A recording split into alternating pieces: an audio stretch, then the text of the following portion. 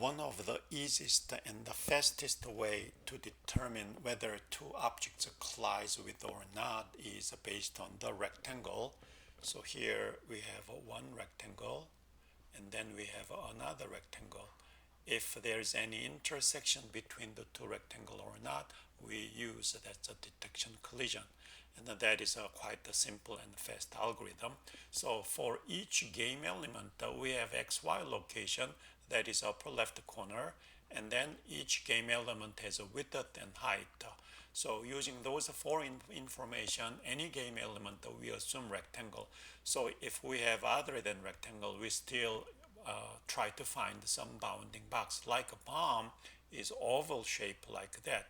Then assuming bounding box represented by x, y, and width height, we use that rectangle to determine collision with another one. Then there's of course some errors, like on each corner there is actually no collision, but we detect as collision and the like.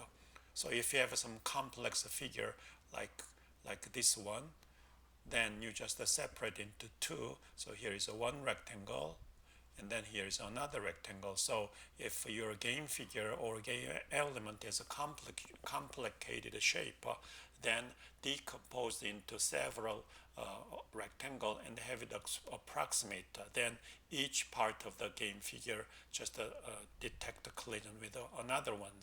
So that becomes a collision detection.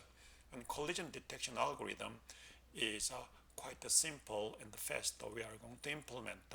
So also you could apply if a game element is some picture like that, then just imagine some bounding box completely or somewhere inside.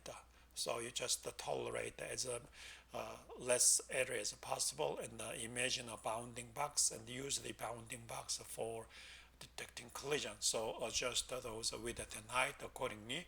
And the game element x, y, width, height are strictly used as a bounding box, and it will detect the collision with the other element.